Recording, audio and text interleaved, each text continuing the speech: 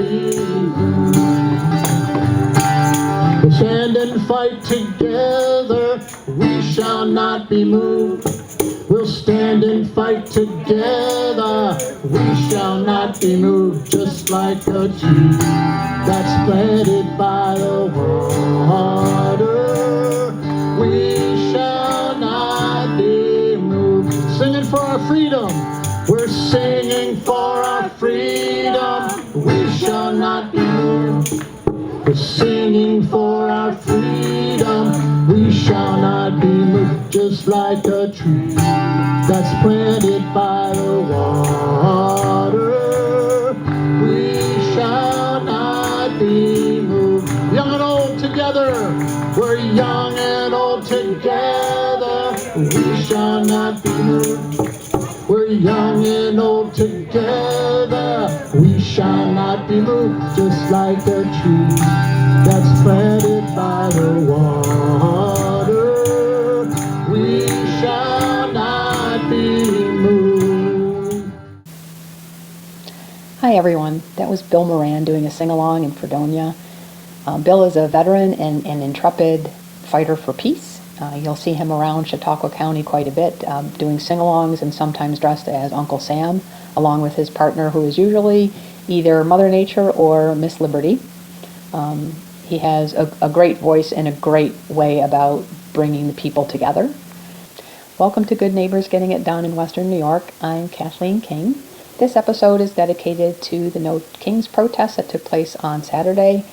I don't know about you, but I had a great time. It was wonderful weather and a lot of camaraderie, and I hope you came away with the same feelings. First, we're going to go to Buffalo, Niagara Square, where Kate Powers was interviewed by WGRZ television.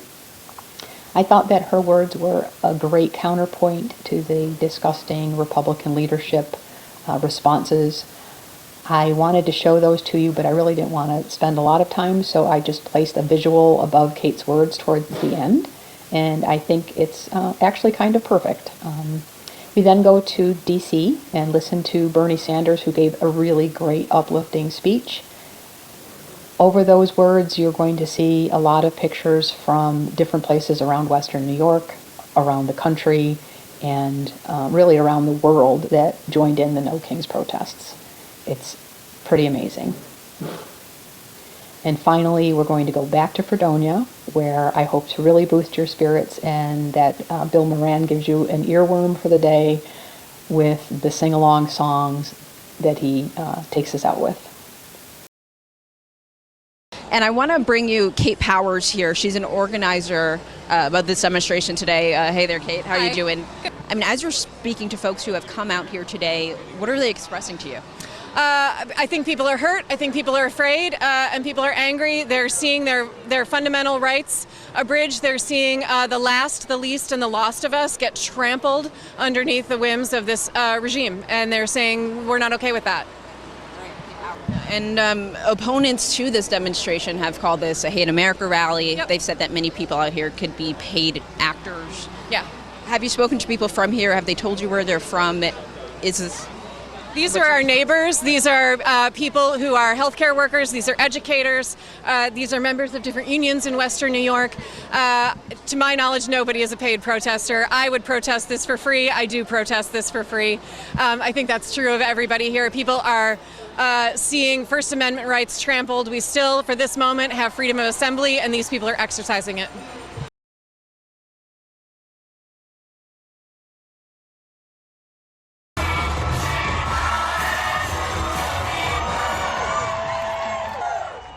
Thank you to the millions of Americans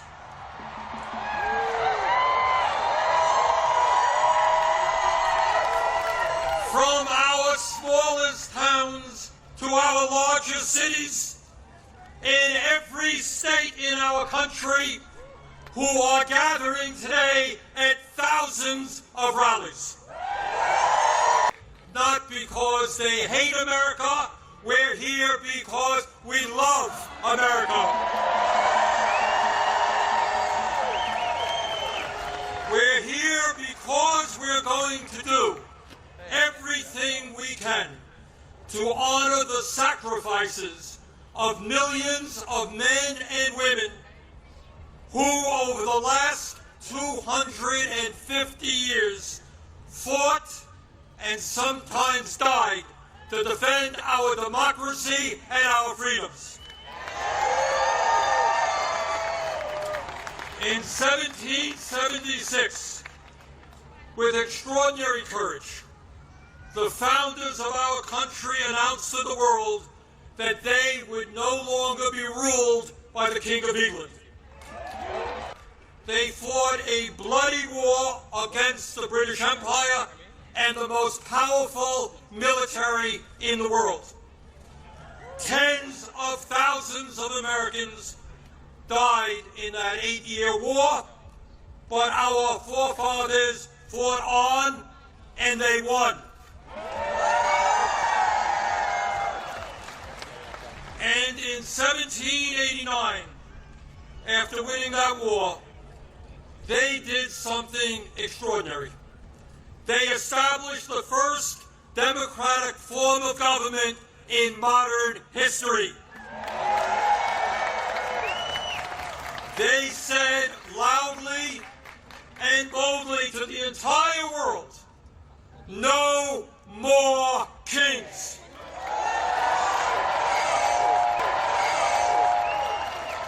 In America, they said, we the people will rule.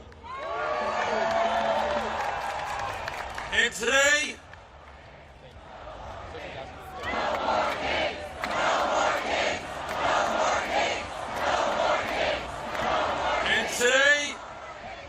today in the year 2025, in this dangerous moment in American history, our message is exactly the same.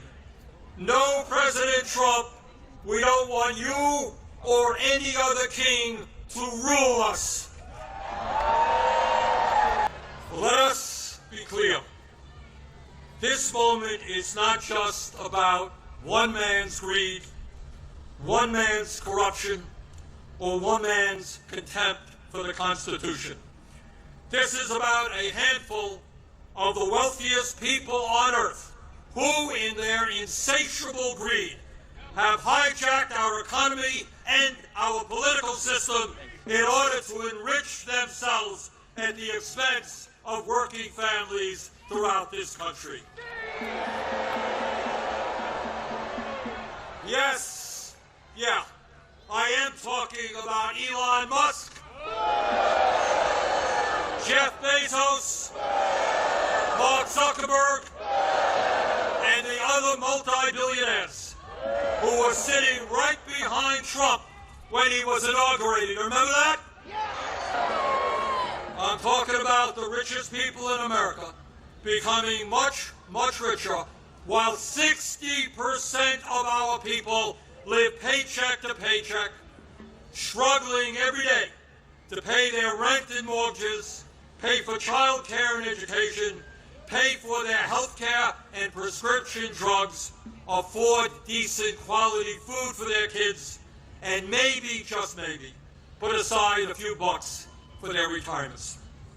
I am talking about our nation, the richest country in the history of the world, having the highest rate of childhood and senior poverty of almost any major country on earth. All the while Mr. Musk is on his way to becoming a trillionaire. I am talking about the incredible danger of the richest people in this country pouring hundreds of billions of dollars into artificial intelligence and robotics, which in the next decade will decimate tens of millions of jobs for the American working class. I'm talking about a billionaire class who believe that they have the divine right to rule, and who not only want massive tax breaks for themselves, but who reject any form of accountability or checks on their power.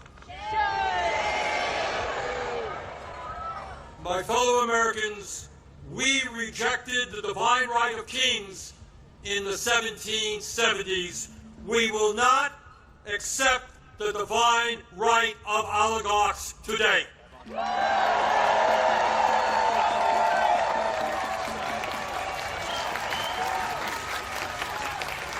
My fellow Americans, the establishment, including the corporate media and many of my colleagues in Congress, want you to believe that you are powerless. They want you to believe that you cannot change the status quo. But that is a lie. Throughout the history of our country, when Americans have stood up and fought for justice, they have prevailed.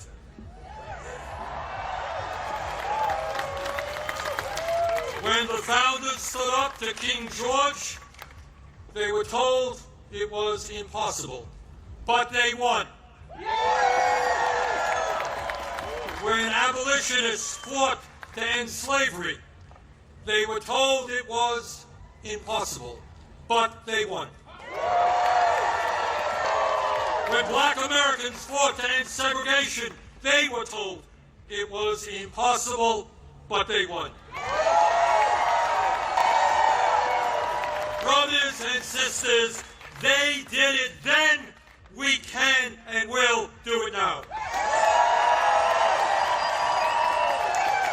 And how do I know that we will succeed? Take a look at this huge crowd right here in our nation's capital.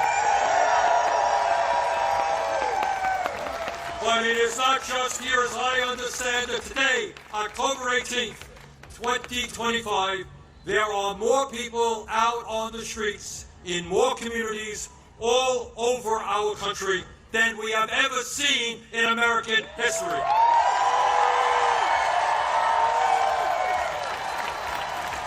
Brothers and sisters, this is not the end, this is just the beginning.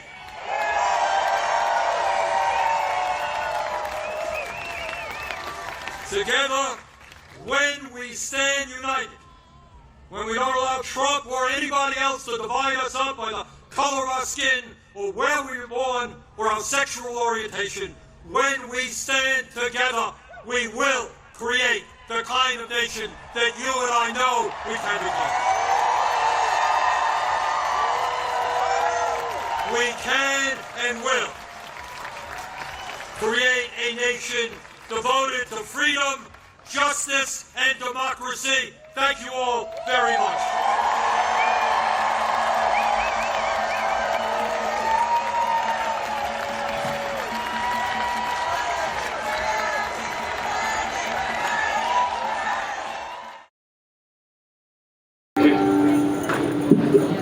As I was walking that ribbon of highway, I saw above me that endless skyway.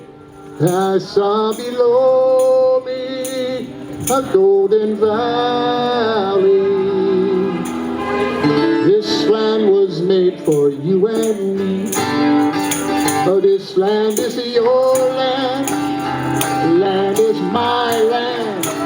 From California to the New York Island, from the redwood forest to the Gulf Stream water. This land was made for you and me.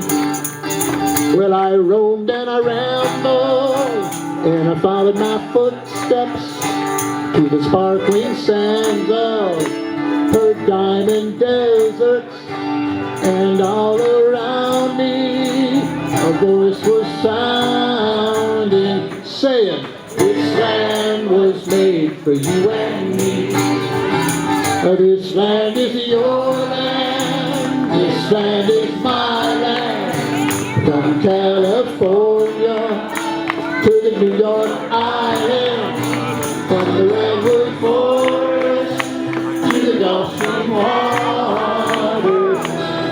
This land was made for you and me. When the sun came a-shining and I was strolling, and the wheat fields waving, and the dust clouds rolling, as the fog was lifting, our voice was chanting, saying, this land was made for you and me. This land is your land, this land is my land. From California to the New York Island, from the Atlantic forest to the Gulf Stream water, this land was made for you and me. As I went walking, I saw a sign there, and on that sign it said, what? No trespassing. But on the other side, it didn't say nothing. So that side was made for you and me, yeah. This land is your land, this land is my land. From California to the New York Island, from the redwood forest to the Gulf of Mexico. Yo, this land was made for you and me. In the squares of the village, in the shadow of a steeple, by the relief office, I seen my people. As they stood there hungry, I stood there wondering, is this land still made for you and me? This land is your land, land is my land. From California to the New York Islands, Mountain Alley, from Mountain Alley to the Gulf of Mexico.